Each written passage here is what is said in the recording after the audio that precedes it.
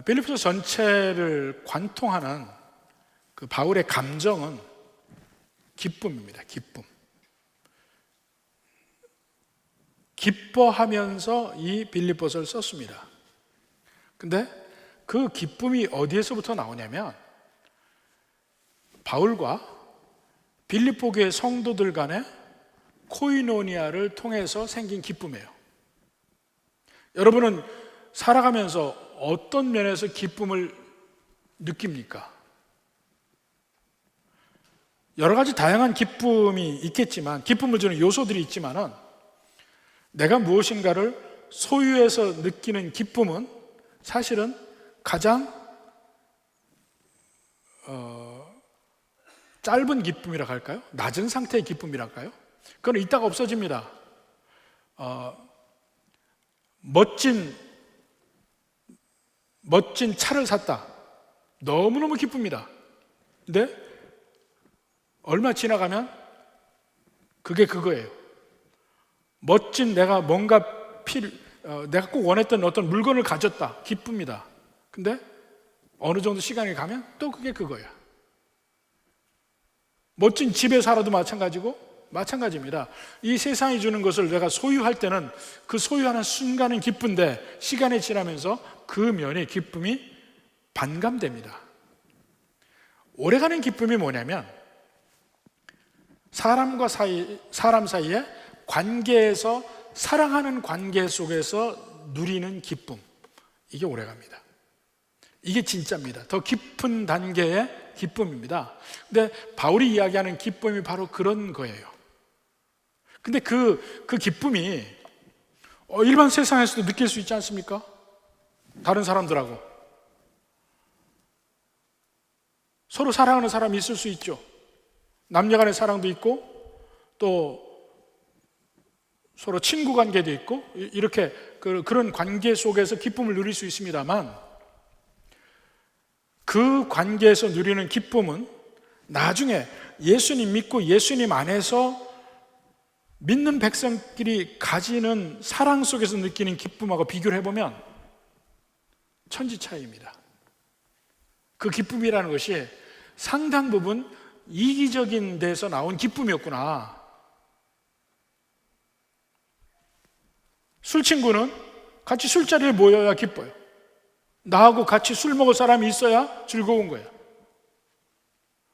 골프를 치고 테니스를 쳐도요, 나를 그렇게 할 수 있게 만드니까 그 사람이 반가운 거예요.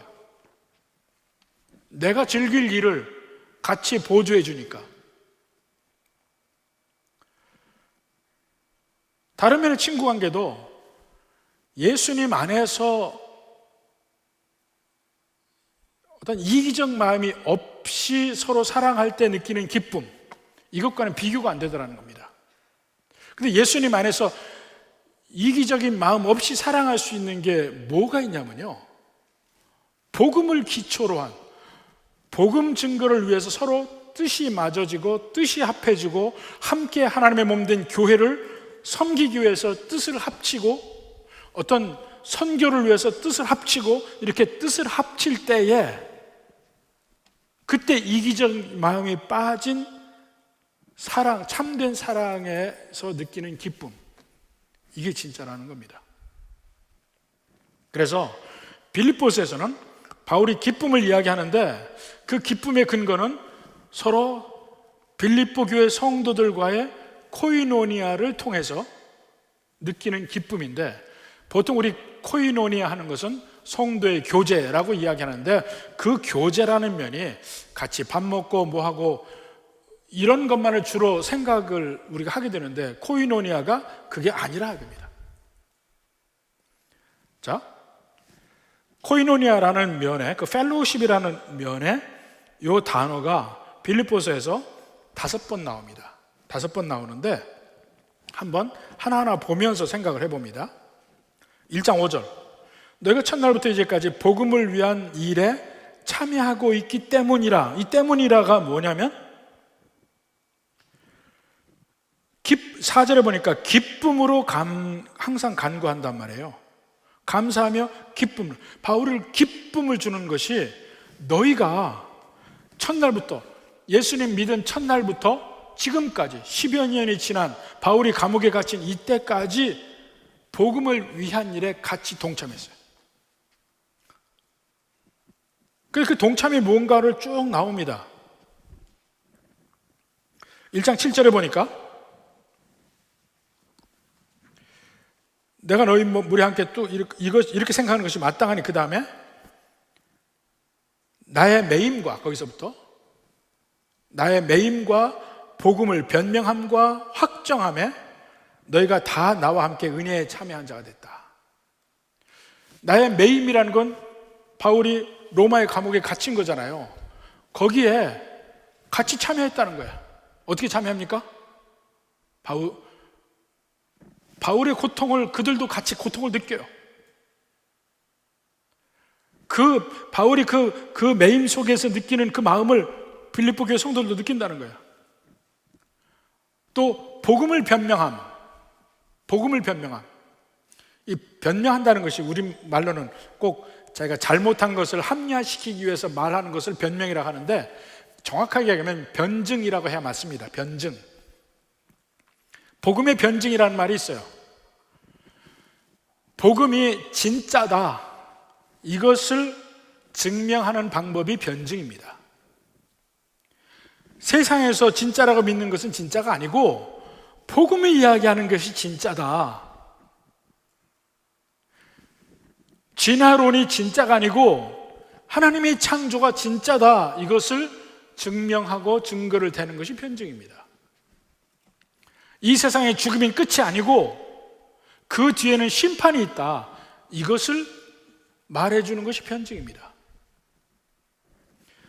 복음을 변증함과 확정함에, 확정이라는 것은 내 삶 속에 복음이 진짜라는 것을 보여주는 얘기예요. 그러면서 그것이 바로 은혜에 참여한 것이다. 은혜의 펠로우십을 같이 하는 것이다. 빌립보 교인과 바울이 그렇게 한다는 거예요. 또 2장 1절에도 보면 그러므로 그리스도 안에 무슨 권면이나 사랑의 무슨 위로나 성령의 무슨 교제나, 성령의 교제라는 말이 성령의 교통이라는 말입니다. 교통. 제가 마지막에 축도를 하잖아요. 축도할 때 삼위일체 하나님이 다 나옵니다. 예수 그리스도의 은혜와 독생자를 주시는 하나님 아버지의 사랑과 성령님의 교통하심이 나옵니다. 그 성령님의 교통하심이에요. 예수님 믿은 뒤에는 내 속에 성령님이 계셔서 끊임없이 나와 교통하셔요. 성령님이 내게 말씀하시고 내게 책망도 하시고 그 살아가면서 점점 하나님의 은혜로 나아가게 만드는 것이 성령님의 교통하심이에요. 로마서 6장 7장에 보면 예수님 믿은 다음에도 끊임없이 내 속에 죄의 법이 나를 잡아서 자꾸 죄를 짓게 만드는 그런 면이 나옵니다. 그런데 8장에 딱 넘어가면 그러나 이제 그리스도로 말미암아 정죄함이 결코 없다는 얘기가 나옵니다. 아니 맨날 죄로 넘어지는데 무슨 소린가? 성령님으로 말미암아, 우리 속에 성령님의 교통하심으로 말미암아 내 안에 계신 생명의 성령의 법이 죄의 법보다 훨씬 강해서 마침내 이길 수밖에 없다는 거예요. 그게 성령님의 교통하심의 능력입니다. 우리가 끊임없이 넘어지기도 하고 하지만 결국 점차적으로 승리하고 넘어지고 하지만 점차로 가는 길이 천국까지 가는 길로 전체로 보면 가는 길이라는 겁니다.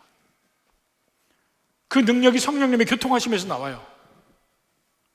그 성령님과의 펠로우십. 또 3장 10절에 보니까 내가 그리스도와 그의 부활의 권능과 그 고난에 참여함을 알고자. 고난에서 고난 속에서 같이 펠로우십을 합니다. 또 4장 15절에 보면 빌립보 사람들아 너희도 알거니와 복음의 시초에 내가 마게도냐를 떠날 때 주고받는 내 일에 참여한 교회. 이 참여라는 말이 또 펠로우십에 코이노니아. 빌립보 교회 성도들이 자기들의 연보를 바울에게 처음부터 계속 줬어요. 바울의 생활비를 대고, 바울의 필요한 걸 대고, 복음 증거할 때 필요한 모든 것을 같이 대습니다. 이것이 참여했다, 코이노니아 했다고 이야기합니다. 그러니까 복음 증거를 위해서 같이 나눈 거예요. 근데 거의 바울은 그들에게 복음을 주었을 뿐이에요. 근데 빌립보 교회 성도들은 복음을 받은 뒤에 계속해서 바울이 죽을 때까지 바울을 후원합니다. 바울의 마음을 같이 느끼고 바울을 위해서 기도하고 언제나 바울을 생각하고 바울에게 필요한 것이 무엇인가 생각해서 어떻게든지 그 극심한 가난 중에도 모아서 계속 보내고, 처음부터 그랬어요. 처음부터 끝까지. 그게 빌립보 교회 성도들과 바울과 있었던 관계인데, 이것이 코이노니아의 관계입니다. 코이노니아의 관계. 이게 있기 때문에 바울이 빌립보 교회 성도들을 생각할 때마다 기쁨이 넘치기 시작하는 거예요. 그 관계 속에서 오는 기쁨입니다. 비록 지금 빌립보서가 쓰여진 당시에 빌립보와 로마는 한 1300~1400km 멀리 떨어져 있는 데입니다. 그런데 양쪽 다 힘든 거 알아요. 바울은 빌립보 교회 성도들이 그 빌립보에서 엄청나게 힘들고 가난에 지친 거 알아요. 빌립보는 로마의 퇴역 군인들이 있습니다. 자기들이 로마 시민이다 하고 갑질하고 살아요. 거기에 많은 사람들이 거기서 그 갑질을 당하고 사는데, 그 중에 많은 빌립보 교인들이 있는 겁니다. 무시도 당하고 물질적으로도 어렵고, 그걸 다 알아. 바울은 로마의 감옥에서 온갖 어려움을 당하는데, 그 어려운 사람들끼리 서로 그리워하고 사모하고, 둘 다 복음을 위해서 불림을 받았다는 사실을 알아요. 이를 위해서 서로 내놓기를 원해. 그 사실을 아는 겁니다.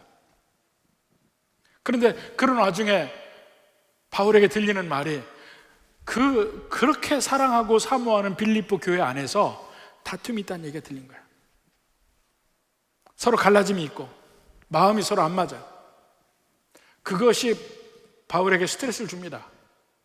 그런 와중에, 그래도 그 와중에도 그들이 연보를 모아서 또 바울이 필요할 거를 이 집에서도 뭘 내고 이 집에서도 뭘 내고 이렇게 싸서 에바브로디도가 갑자기 가져온 거예요. 너무너무 반갑고 기쁘죠. 이건 누구네 집에서 보낸 겁니다. 이건 누구네 집에서 보낸 겁니다. 그리고 모은 연보를 가지고 와서, 그리고 들어보니까 중간에 오다가 에바브로디다가 거의 죽을 뻔한 병까지 걸렸다고 왔어요. 그러면서 빌립보 교회에서 자기를 위해서 걱정할 거니까 그 뒤에 나았다는 소식을 못 전했으니까 빨리 가야 되겠습니다. 여기서 지금 바울을 계속 돌봐야 되는데 가고 싶은 마음이 있는 거예요. 바울이 그걸 보고 빨리 가서 빌립보 교회에 가서 가보라 하고 편지를 써주는 겁니다. 자, 그래서 이 전체의 그 역사적 배경 속에서 빌립보서가 다 사실은 보입니다. 제일 먼저 서문이 1장 3절에서 11절까지인데, 그 서문에 보면 바울이 얼마나 빌립보 교회 성도들을 사랑하는지를 알 수가 있습니다. 1장 7절에 보세요. 내가 너희 무리를 위하여 이와 같이 생각하는 것이 마땅하니, 감사하고 기뻐하는 게 마땅하니, 이는 너희가 내 마음에 있음이요. 마음에 있다. 그 마음속에 그 빌립보 교회 성도들이 다 생각이 납니다. 제일 처음에 전도할 때 만났던 그 자주장사 루디아, 여장부예요. 여장부. 터키에서부터 멀리 떨어진 이 빌립보까지 와서 크게 장사를 하는 사람입니다. 두아디아라는 데서 와가지고 많은 식솔들을 거느리고 있죠. 그들이 다 예수님 믿게 됐고, 또 간수와 그 가족들이 예수님 믿게 됐고, 많은 사람들이 거기서 같이 예수님 믿게 되는데 그 사람들이 다 생각나. 그들이 하나같이 바울을 위해서 기도해주고 사랑해주고 온갖 쓸 것을 다 대주고 처음부터 계속해서 그들이 생각이 나는 겁니다. 너희가 내 마음에 있으며. 그러면서 그 다음에 8절에 보니까 내가 예수 그리스도의 심장으로 너희 무리를 얼마나 사모하는지 하나님이 내 증인이시다. 맹세까지 한 거 하나님이 내 증인이시오. 그리스도의 심장으로 너희를 얼마나 사모하는지. 바울의 속내를 보이는 이 면, 그 목자로서의 그 면을 보면 저도 이 부분에서 저도 생각을 합니다. 저도 목회를 35년이 넘게 했네요. 35년 넘게 했는데 그 처음부터 목회할 때 그때 사람들이 다 생각이 납니다. 처음에 와서 제가 목회 시작할 때 처음에 와서 예수님 믿은 그 자매도 생각이 나고 그때 함께 정말 주의 일에 같이 동참했던 수없이 많은 사람들이 생각이 납니다. 지금 미국에 사는 사람도 있고 또 한국에 사는 사람도 있고 보고 싶고 만나고 싶고 소식도 궁금하고 내 마음속에 그들이 있습니다. 함께 교회를 하고 함께 전도하고 함께 노방전도 나가기도 하고 교회를 위해서 같이 교회에서 모여서 막 뭘 만드는 것도 했었고 함께 선교지 가서 같이 일도 하고 우리 교회도 마찬가지죠. 그런 일들이 다 수없이 주마등처럼 스쳐갑니다. 그리고 바울이 얘기한 것처럼 그리스도의 마음으로 그들을 사모한다. 이게 바울의 마음이에요. 그거 제일 먼저 이야기를 하면서 바울이 감옥에 있으면서 그 와중에 그가 확신하는 것들이 있습니다. 그것이 뭐냐면 복음이 결국은 퍼지게 될 거라는 확신, 그리고 복음 자체에 대한 확신, 구원에 대한 확신 두 가지가 있습니다. 제일 먼저 복음에 대한 확신이 있는데 1장 12절부터 봅니다. 형제들아 내가 당한 일이 도리어 복음 전파의 진전이 된 줄을 너희가 알기를 원하노라. 지금 빌립보 교회 성도들은 바울이 로마의 감옥에 갇힌 거 참 걱정이 돼요. 근데 바울은 뭐라 하냐면 내가 당한 일이 복음 전파의 진전이 됐다는 거예요. 세 가지 면에 복음의 진전이 있습니다. 첫째로는 13절에 봐요. 나의 매임이 그리스도 안에서 모든 시위대 안과 그 밖의 모든 사람에게서 나타났다. 나의 매임이, 바울이 지금 그 로마의 감옥에 갇혔어요. 지금도 그 감옥이 있습니다. 가서 다 볼 수 있어요.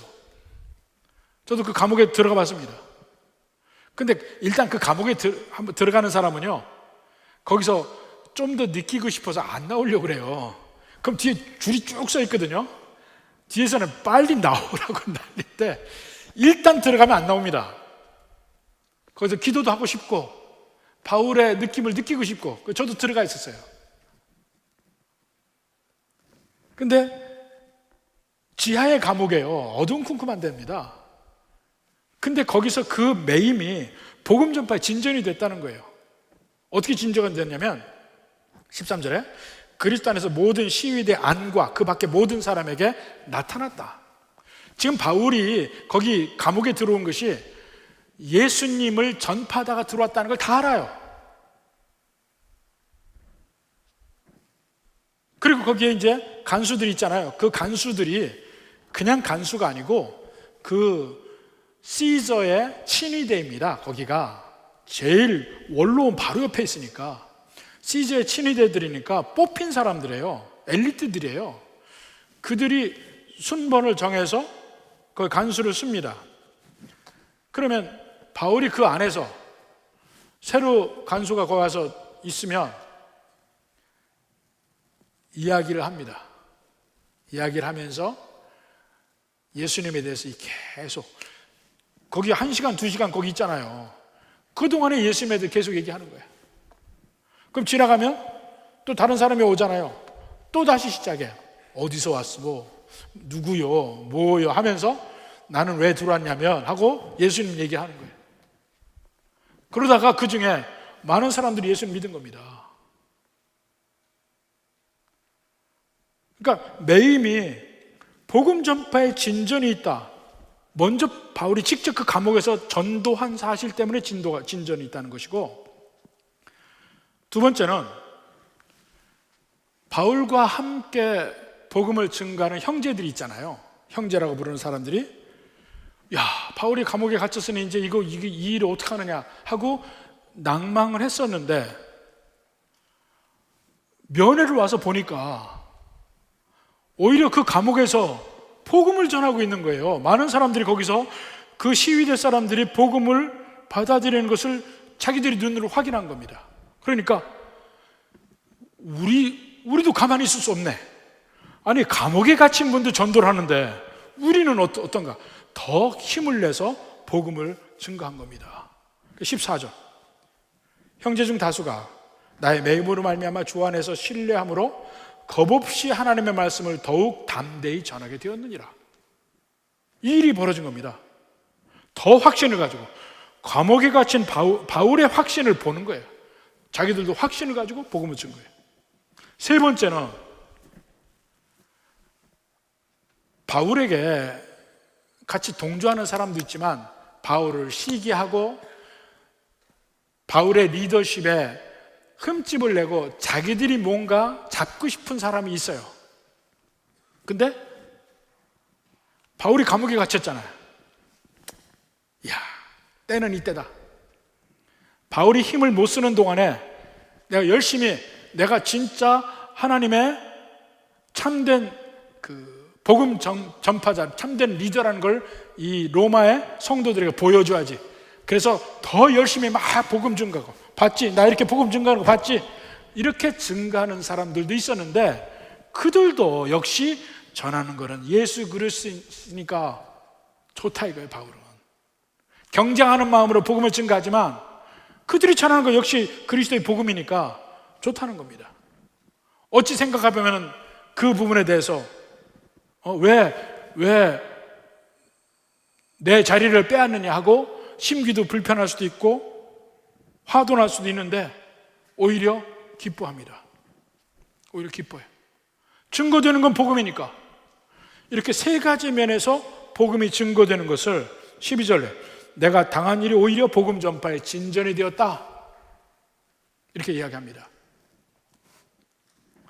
또 그걸 보고 빌립보 교회도 마찬가지라는 겁니다. 더 힘써서 복음을 증거한 거예요. 근데 그들이 그렇게, 바울도 그렇고 바울의 형제들 또 경쟁자 다 같이 복음을 그렇게 증거하는 그 원천은 어디에서부터 나오냐면 그들이 복음에 대한 확신, 구원의 확신에서부터 나오는데, 바로 그게 그 다음에 19절부터 26절까지입니다. 거기 핵심적인 말이 21절, 내가 사는 것이 그리스도니 죽는 것도 유익함이라. 바울은 모든 자기의 삶의 모토를 이야기합니다. 이제는 내가 사는 것이 그리스도가 사는 것이다. 무슨 말입니까? 이제 내 뜻대로 안 살겠다는 거예요. 예수님 뜻대로만 살겠다. 그렇게 하는 이유는 그에게 복음에 대한 확신이 있기 때문에 말하는 겁니다. 그러니까 그 뒤에 죽는 것도 유익함이라. 무슨 말입니까? 세상 사람처럼 죽음을 보지 않죠. 죽음 뒤에는 천국이 있어요. 죽음 뒤에는 영원한 생명이 있는 천국이 있습니다. 그 길을 가는 길이니까 지금 나는 이제 주님 그리스도만이 사는 그 순종하는 그 길을 가겠다 이야기하는 겁니다. 이 이상의 복음에 대한 확신이 없다는 겁니다. 이 어떤 물건을 팔 때요, 물건을 팔 때 세일즈 잘하는 사람의 특징이 뭐냐면요, 물건을 잘 파는 사람의 특징이 뭐냐면 누구보다도 물건에 대한 확신을 가지고 있습니다. 내가 파는 물건이 진짜 좋은 물건이니까 당신이 안 사면 손해야. 이 방식으로 얘기할 수 있는 사람이 물건을 잘 팝니다. 그래서 이 회사마다 세일즈맨들을 계속해서 교육을 해요. 방문 판매하는 사람들 끊임없이 교육합니다. 보험회사에서 보험 에이전트들한테 계속해서 합숙하고 워크숍하고 교육하고 1년에 몇 번씩 해요. 그 이유가 뭔지 아세요? 당신들이 팔고 있는 이 물건은, 당신들이 팔고 있는 이 상품은, 이 보험 상품은 진짜 그 보험을 사는 사람, 물건을 사는 사람들에게 좋은 거예요. 이것을 확신을 시켜주기 위해서 교육을 시킵니다. 그래서 그 확신으로 무장이 된 사람이 잘 팔아요. 확신이 없는 사람은, 사는 사람이 이거 돼요? 저거 돼요? 이렇게 찝쩍거린단 말이에요. 그때 말을 제대로 못해요. 파는 사람에게 확신이 없으면 어떻게 그 물건을 삽니까? 근데 이 파는 물건 중에 우리 복음 전파자는 뭐냐면 복음을 공짜로 파는 사람이에요. 이거보다 쉬운 일이 어디 있습니까? 사실은 세상 사람들은 복음보다 훨씬 못한 거라도 돈 받고 팔잖아요. 우리는요 거저 가지라고 파는 거야. 그럼 누구나 다 가져야 될 텐데 안 갔거든요. 진짜처럼 팔아야죠. 진짜니까. 바울이 지금 빌립보 교회 성도와 복음 전파에서 같이 동참하면서 코이노니아를 이루고 있기 때문에 기뻐지는 거예요. 근데 그들이, 바울도 그렇고 빌립보 교회 성도들도 왜 그렇게 복음 전파에 모든 노력을 기울이냐? 그들의 근본에는 복음에 대한 확신이 있는 겁니다. 거기서부터 나오는 거예요. 그러니까 복음에 대한 확신에서부터 확신 있는 사람끼리 같이 공통의 목표를 따라 일을 하고 하다 보면 서로 이기적인 마음이 없어 서로 교제하고 서로를 위할 수 있는 거예요. 그때 느끼는 기쁨이 있다는 겁니다. 그 얘기를 하고 있어요. 그러면서 한 가지 문제, 그들이 복음 안에서 빌립보 교회에서 하나 되지 않고 갈라짐이 있어요. 그 문제를 놓고 얘기하면서 거기서 쭉 얘기합니다. 그게 모든 그 다음의 주제예요. 복음 안에서 하나 되라, 이 말을 합니다. 27절에 오직 너희는 그리스도의 복음에 합당하게 생활하라. 그리스도의 복음에 합당하게 생활하는 것이 곧 그 뒤에 한 마음으로 사는 면과 연결이 됩니다. 27절 후반부에 이는 내가 너에게 가보나 떠나 있으나 너희가 한 마음으로 서서 한 뜻으로 복음의 신앙을 위하여 협력하는 것, 이렇게 되라는 겁니다. 이렇게 서로 한 마음으로 해서 그리스도의 복음에 합당한 생활을 해야 하는데 이것을 못하게 방해하는 외적인 요소가 있습니다. 그게 28절부터 30절 대적들이 있어요.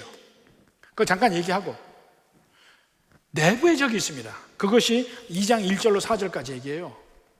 내부의 적이 뭐냐? 우리 마음속에 교만한 마음, 우리 마음속에 허영의 마음. 3절에 있죠? 다툼이나 허영이라고 나옵니다. 이게 이제 우리를 갈라지게 만드는 거예요. 내가 누군데, 나는 당신보다 내가 또 훨씬 나은 사람인데, 당신은 못한 사람인데, 이렇게 나를 내세우기 위한 마음 때문에 갈라진다는 거예요. 근데 그리스도의 복음에 합당한 생활은 낮아져야 된다는 거예요. 계속 나오죠.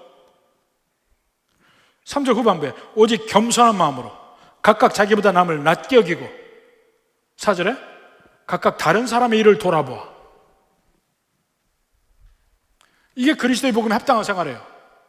근데 그 겸손하고 낮아지고 다른 사람보다 높이 보고 이게 다 어디서부터 나오냐면 이게 바로 그리스도의 마음이라는 거예요. 그리스도에서부터 나온다. 그때부터 예수님에 대한 설명이 나옵니다. 예수님의 두 가지 하신 일 있죠?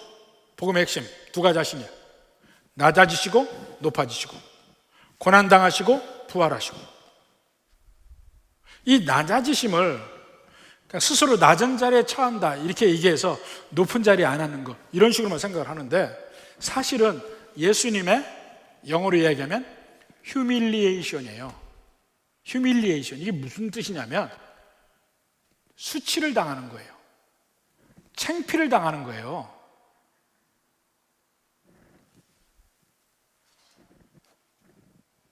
스스로 낮은 데서 수치를 당하는 거, 이 예수님의 낮아심입니다.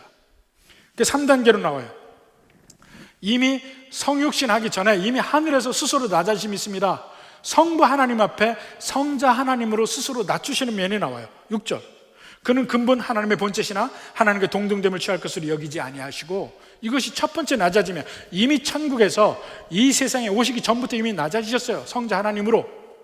두 번째는 이 인간으로 오시면서 낮아집니다. 7절, 오히려 자기를 비워 종의 형체를 가지사 사람들과 같이 되셨고. 두 번째 낮아짐. 세 번째 낮아짐은 고난에 들어가는 거예요. 죽음까지. 8절, 사람을 모아 나타나사 자기를 낮추시고 죽기까지 복종하셨으니 곧 십자가에 죽으십니다.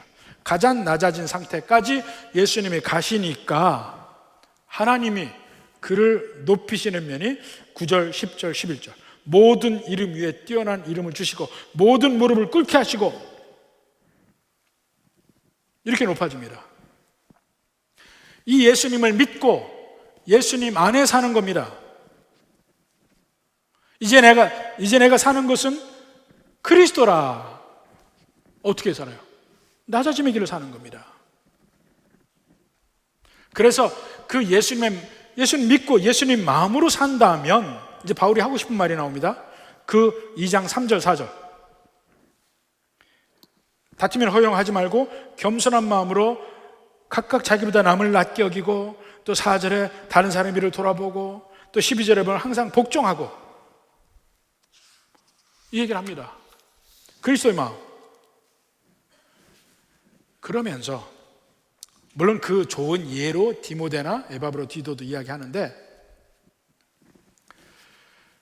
그렇게 사는 마음을 다시 한번 자기의 일을 빗대서 이야기를 합니다. 3장에 보면 3장 2절에 그들이 주의해야 될 것 3가지. 개를 삼가고, 행악하는 자를 삼가고, 몸을 상해하는 일을 삼겨라. 이게 이제 개 행악자가 누굽니까? 리더들인데 자기가 남보다 낫다는 것을 막 보여주고, 그래서 나를 대우하라고 하는 그 사람들이 개고 행악자라고 얘기해요. 바울이 이렇게 욕한 적이 없어요. 자기들이 낫다고 우월하다고 얘기하는데 정말 웃기는데, 내가 얼마나 인간적으로 보면 우월한 줄 아냐? 자랑하는 걸 쭉 얘기합니다. 나는 할례를 받았고 이스라엘 사람이고 베냐민 지파고 히브리인 중에 히브리인이고 경건으로 하면 바리새인이고, 열심으로 말하면 교회를 내가 얼마나 박해했는 줄 아느냐? 율법으로만 나 흠없는 자다. 7가지 자랑을 이야기합니다. 그렇지만 이 모든 것들이 그리스도 예수를 아는 데 있어서는 해가 되고 배설물이다 하는 겁니다.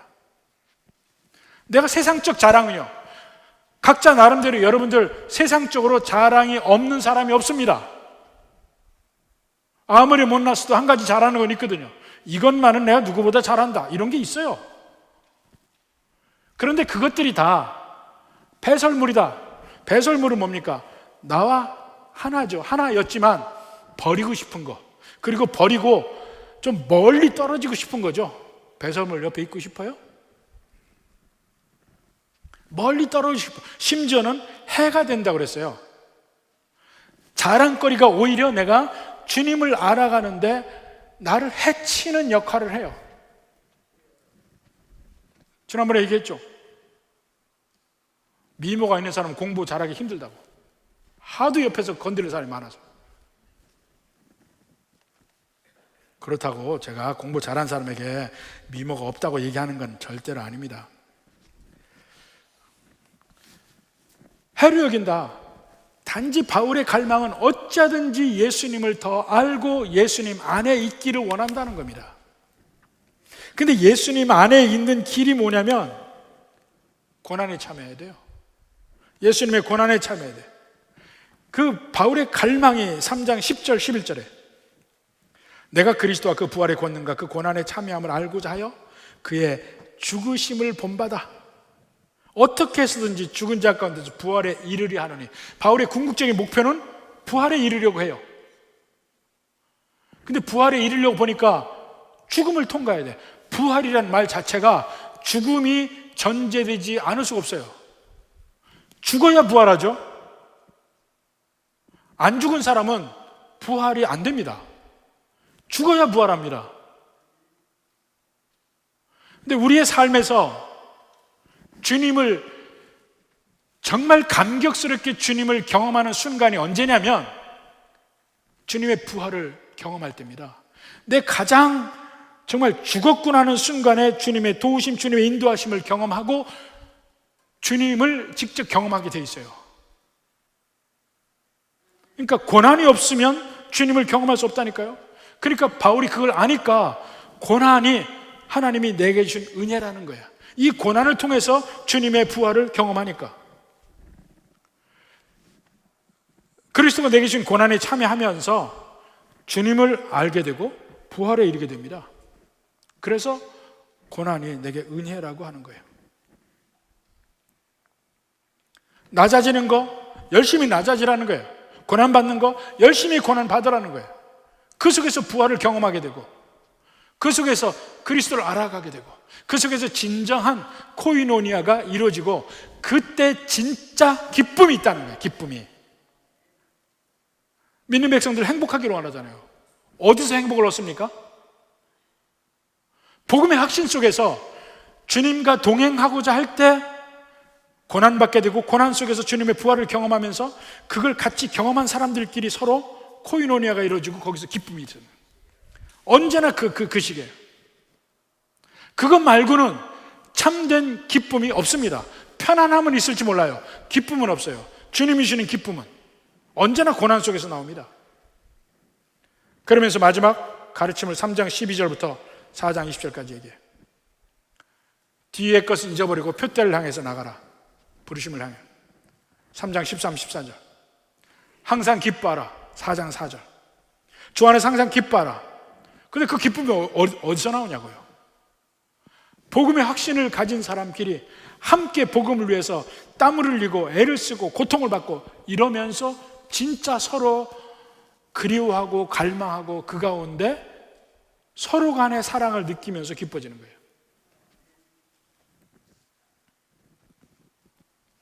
그 가운데 하나님의 약속이 있습니다. 4장 13절. 내게 능력 주시는 자 안에서 내가 모든 것을 할 수 있느니라. 이건 슈퍼맨이라는 얘기 아니죠. 어떤 환경도 처했을 때 흔들리지 않아요. 내게 많은 것이 소유될 때 그것 때문에 내가 교만하지 않고, 내가 아무것도 없을 때 그것 때문에 내가 두려워하거나 열등의식 갖지 않아요. 주님이 내게 함께 하시는데, 주님이 주는 고난인데 무엇이 두렵습니까? 그리고는 오늘 마지막 인사가 나옵니다. 4장 21절 22절. 그리스도 예수 안에 있는 성도에 각각 문안하라. 그리고 문안하되 22절에 특히 가이사의 집 사람들 중 몇이니라.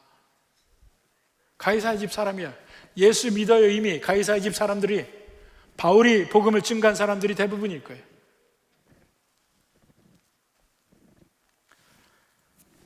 감옥에 갇혀서 복음을 증거한다. 애매히 감옥에 갇혀서 복음을 증거한다. 지난번에 얘기했죠? 태국에서 함정수사에 걸린 사람, 태국 사람으로 이 매웅손에서 있었던 이야기예요. 거기가 옛날에는 이 골든 트라이앵글이라고 해서 마약의 중심 생산지였습니다. 지금은 그게 다 없어졌지만은. 그래서 거기에는 마약 경찰들이 쫙 깔려 있는데 함정 수사를 했어요. 이 목회자가 자기가 섬기는 교회에서 목회를 하는데 외지에서 한 사람이 와서 잘 교회를 섬기고 해서 너무 이제 사랑을 했죠. 근데 그 사람이 한 1년인가 믿고 나서 그 목회자에게 부탁을 하는 거예요. 이 물건을 다른 마을 어디서든 갖다 줬으면 좋겠습니다. 그래서 그러자고 그 오토바이 타고 가는데 가는 길에 태국의 경찰이 지키고 있는 거야. 마약을 많이 소지했다고 걸렸어요. 근데 태국에서는 마약 사범은요 재판도 안 해요. 그냥 감옥에 가요. 근데 갑자기 그 교회 목회자가 없어진 거예요. 그래서 아니 어디 갔지? 몇 달이 지나도 감감 소식인데 나중에 1년인가 2년 있다가 알게 됐어요. 그러니까 가족들에도 안 알리고 그냥 감옥에 들어가 있는 거야. 근데 연결해서 연락이 온 게 뭐라고 연결이 왔냐면 그 매운손의 감옥에 들어가서 거기서 전도를 시작해가지고 교회가 세워졌어요. 많은 사람들이 예수님 믿어요. 근데 이 사람들 세례 좀 주라고 연락이 왔어. 그렇게 해서 연결이 된 거예요. 그때 저 갚습니다. 가서 그 감옥에 가서 그 사람들 세례를 줬어요. 매년 세례 줬습니다. 그 사람 세례 줬어요. 근데 보니까 먼저 남자 교도소가 있고 여자 교도소가 있는데 남자 교도소에 많은 사람들 와서 같이 예배 드리고 세례 주고 그 다음에 여자 교도소 사람들 또 여자 교도소 가서 거기서 또 예배 드렸어요. 거기 보니까 재밌는 게 여자들이 대부분 젊은 여자들인데 애를 안고 있어요. 그러니까 애가 있는 여자 죄수들은 애를 감옥 속에서 키우더라고. 거기서 또 세례를 줬어요. 정말 바울하고 똑같아. 애매히 거기 들어갔으니까 그 얼마나 하나님에 대한 원망이 있겠습니까? 나 이렇게 복음을 증거하고 나는 잘못이 없는데 애매히 감옥에 들어왔어요. 그런데 거기서 여기도 하나님의 뜻이 있다 생각하고 거기서 그냥 복음을 증거한 거예요. 많은 사람들이 예수님 믿었어요. 이 태국 정부 전체에서도 이게 예수 믿는 걸로 죄수들이 교화가 되니까 굉장히 좋은 예로 봤어요. 그렇다고 해서 그분이 풀려난 것도 아니에요. 그 매웅선 그 꼴짝에서 방콕 쪽의 교도소로 또 옮겨갔어요. 거기서 교회를 또 세웠어요. 우리는 얼마나 많은 경우에 애매한 일을 많이 당합니까? 그 고난이 있을 때마다 자칫 잘못하면 하나님을 원망해. 하나님, 나 주님 앞에 잘못한 것이 없는데 왜 내게 이런 애매하게 어려운 일을 겪게 합니까? 하고 할 수 있어요. 그렇지만 제가 얘기한 이 사람처럼 애매하게 당한 거 있습니까? 바울처럼 애매하게 당한 일 있습니까? 근데 그런 환경 속에서 오히려 주님의 뜻을 생각하고 어디서든지 내가 가지고 있는 복음에 확신이 있으면 복음을 증거할 기회로 삼는다는 거예요. 그리고 그 복음 증거를 위해서 서로 힘을 합한 사람들끼리 그 교제, 그 사랑, 그 속에서 느끼는 기쁨이 진짜라는 거예요. 그게 진짜라는 거예요. 진짜 기쁨이고 진짜 행복이라는 겁니다. 여러분은 무엇을 위해서 사십니까? 인생의 목표가 뭡니까? 한번 생각해 봐요. 부디 바울처럼 빌립보 교회 성도처럼 어려운 환경 속에서도 복음을 증거하며 서로 사모하고 사랑하고 그 속에서 기쁨을 나누고 이런 진정한 그리스도인의 기쁨이 있는 삶이 되기를 주님의 이름으로 축원합니다.